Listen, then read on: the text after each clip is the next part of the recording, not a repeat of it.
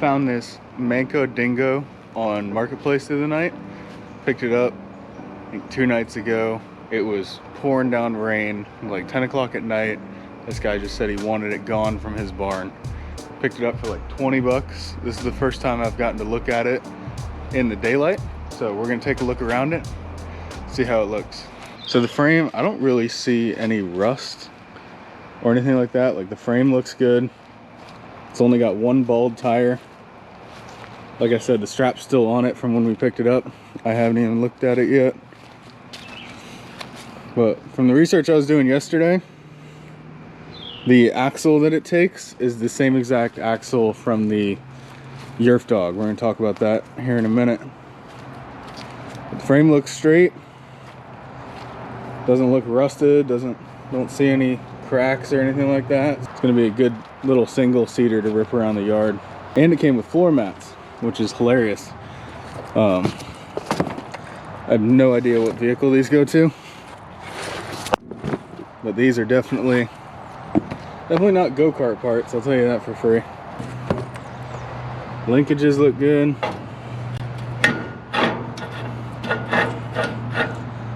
Brake moves. Throttle moves and returns.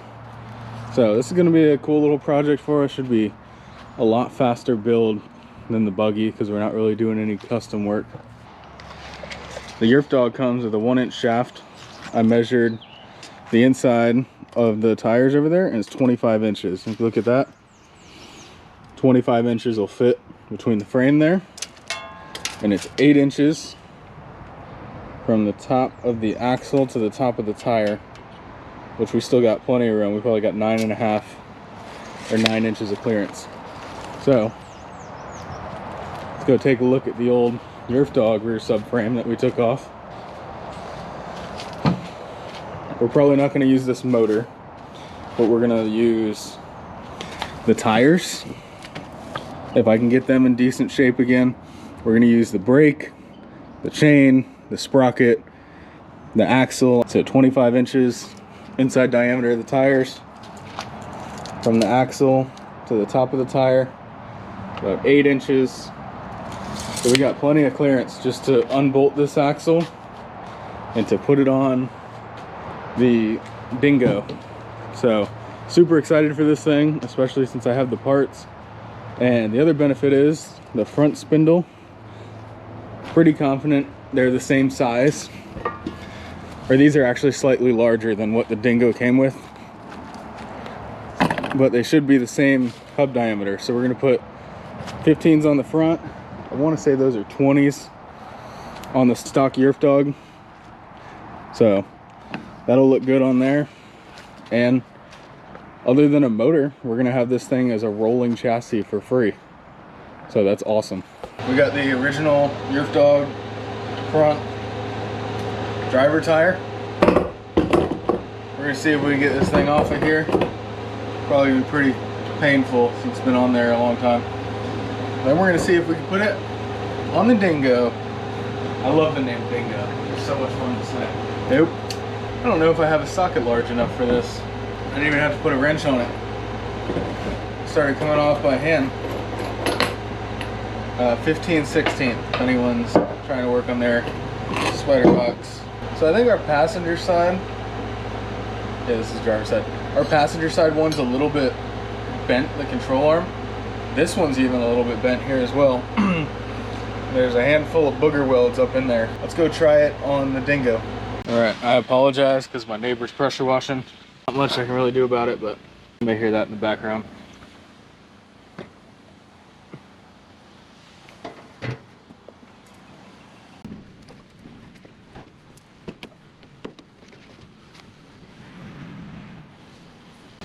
The thread pitch on the Yerf dog was fine. This looks like more of a course. The reason I want to put the 2 front tires on it while it's still on the trailer, this thing was pretty, I don't want to say it's difficult to move, but I'm here by myself today, so if I could get that other tire off, I could just lift it up in the rear and move it where I want to start working on it. But the trailer's actually not a bad place to work, rather than concrete sand, so do the other side. All right, brought it all the way in the shed. This one was finger tight as well. You see that tire's not in the best shape, but this is just going to be a little yard cart. Just want to get it running and driving first. So there's the other. Actually, you can see the threads on the Yerf Dog spool, or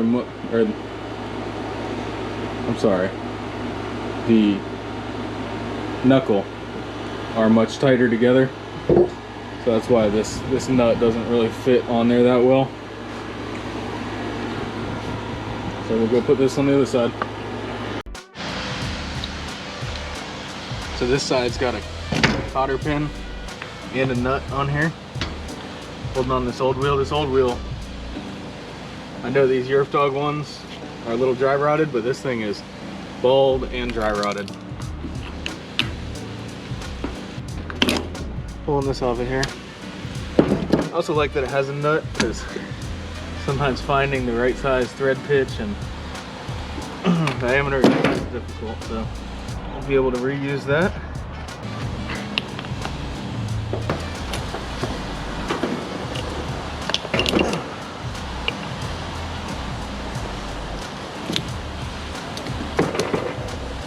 The rim on that looks decent if we ever need to reuse it. But that tire is shot. So I put the sleeve on the other side and there was barely any threads sticking out. So I'll probably have to go back over there and take that sleeve off. I'm so glad these Yerf Dog tires and wheels fit. I want to see how cheap we can keep this buggy. I got this for 20 bucks. The only thing that I don't know what I'm gonna get is a motor. Thing looks better already, just putting tires on it.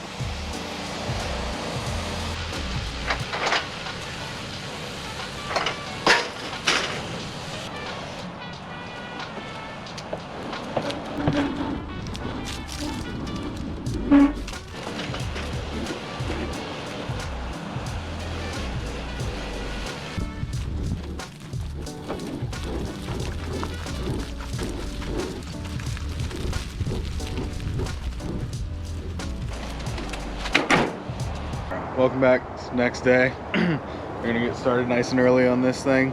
Had a few of you guys correcting me on my shorts and in Facebook groups that this may not be a Dingo. If you guys know what cart this is, someone mentioned it could have been a Carter, it could have been a Yerf Dog. I'm not 100% sure. If you guys know for sure, let me know down in the comments. I am really curious. I have searched everywhere on this thing and I cannot find any identifiable stickers or plaques or plates or whatever. So we're gonna start stripping the axle off of the old subframe from the Yerf Dog, and we're gonna be trying to get it onto the new, I'm gonna call it the Dingo for now. We're gonna be trying to get it onto the Dingo.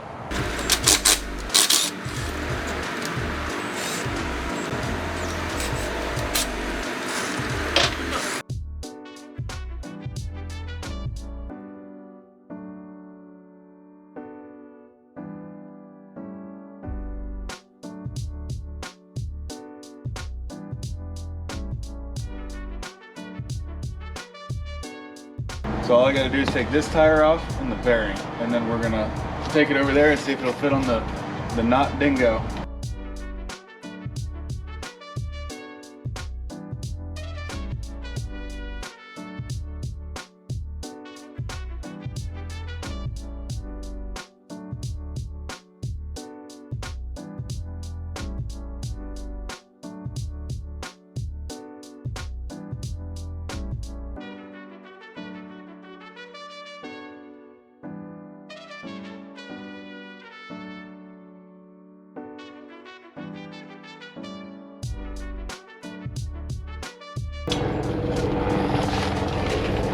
There's a Black Hawk flying over.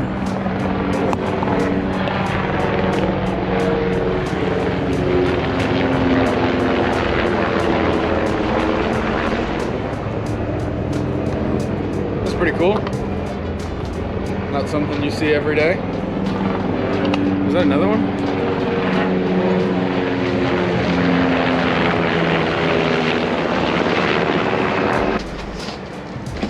Sorry for the shaky camera. I wasn't really prepared for that.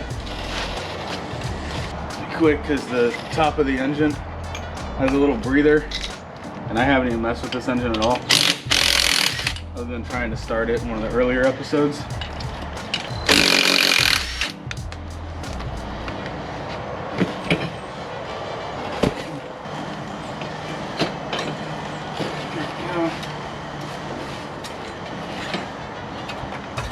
Chain off.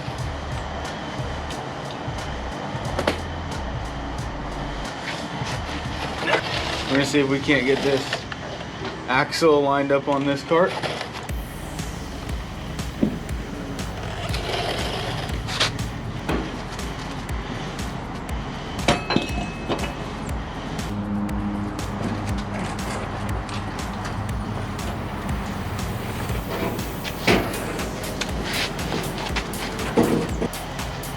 Now I'm all backwards.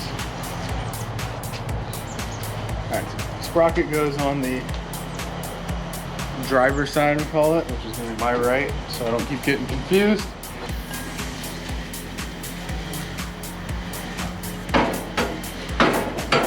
Measurement wise, on paper, this axle fits. Because technically it's 1 inch, it's the right size, like the right width, the right bolt pattern, all that. But where the sprocket and the brake go doesn't quite line up. So we're gonna see if we can mess around with that. Since I have this, I don't really want to drop 100, 200 bucks on a rear axle kit. So we're gonna see if we can put the axle where the brake's at and then mess around with the bearings. Because right now these bearings can't go any farther than that. And obviously the hanger's over here. I ordered another bearing kit, but this axle actually steps up a little bit. I'll have to get my caliper out and measure it. So we're just gonna keep messing around with that and see what happens.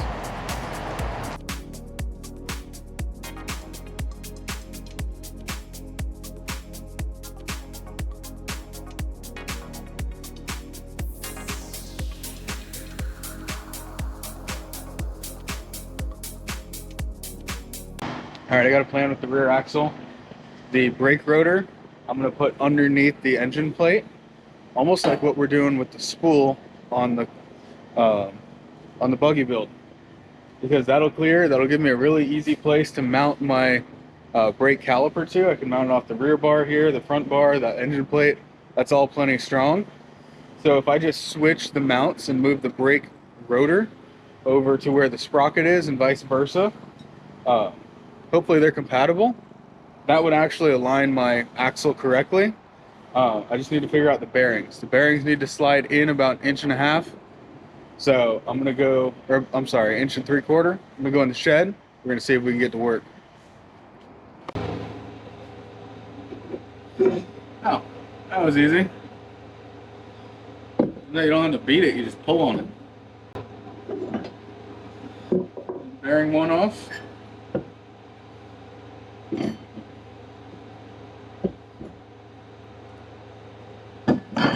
Brake rotor off.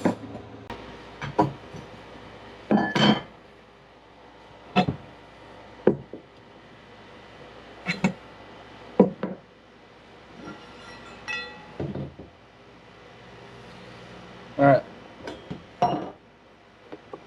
Moment of truth to see if we're going to be able to use this axle or not is if this lines up on here. All right, so all the holes line up. That lines up. I don't know why it's not really sliding down on there now. And then this brake rotor will fit over there. It's going to fit over here. Yep, that lines up good.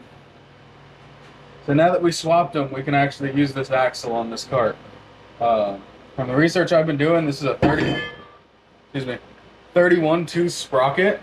I don't think it's going to be the best case for speed. It's also the wrong chain from a 40 series torque converter. I think this is a 520 and that's a 40 chain. So we're gonna have to work on the gearing. I want to try this, see how it works, and then if it's wrong, we'll fix it. Right. So I just took these bearings, just got these off Amazon, put the link in the description. These roll so much better than the old crusty ones that were on there. Can't remember exactly how old this cart is, but those, they had to be replaced anyways. The benefit of ordering new ones is it came with these hangers, I guess you could call it. So the problem I was having with this Yerf dog cart axle on the other one is the bearings wouldn't slide far enough in. I think the body of the other cart, since it's a single seater, is a little bit narrower by about 1.75 inches on both sides. So this is going to give me the ability to, I can try to take some small or square tubing and weld it just to do a little extension off the side of the frame, and that's going to let me retain this axle. I didn't like my options. This is definitely the best option.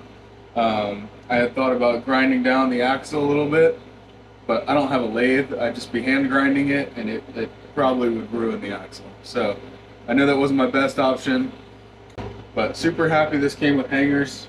I'm pretty sure these were some pretty cheap bearings, and they feel great. I'll let you know whenever we get this thing running how they work, how they hold up, because we're going to be using and abusing this thing. This is going to be the thrash cart, as I call it. So these are the final assembly, what it looks like. The little bearing kit, I get 2 of them. So we're going to see what we can make out with these.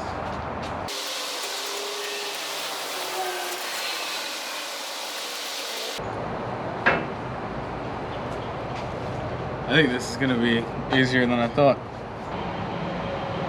Yeah, so that's about center there. We got 3/8 sticking out from either side.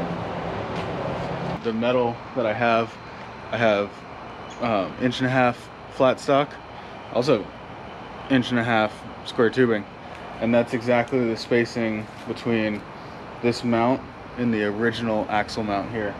So I'm thinking of taking this. If I just put flat stock on 3 of the sides and get it welded up, that will house that axle bearing, and then we won't have to worry about it anymore. I don't have to modify the axle. We're gonna find a correct sprocket for this. Everything's gonna be perfect. So let's get to it.